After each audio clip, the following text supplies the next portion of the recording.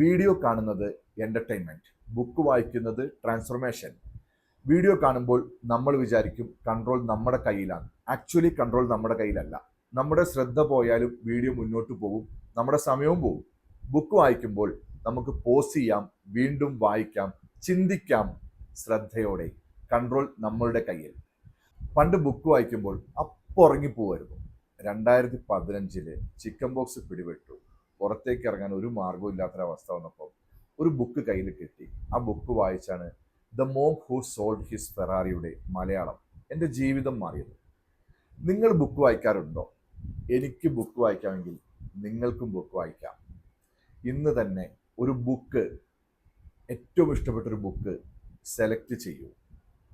ആ ബുക്ക് എടുത്ത് ഒരു ഡീപ്പ് ബ്രീത്ത് എടുത്ത് വിട്ടതിന് ശേഷം ആ ബുക്ക് ഓപ്പൺ ചെയ്യൂ, വായിക്കൂ.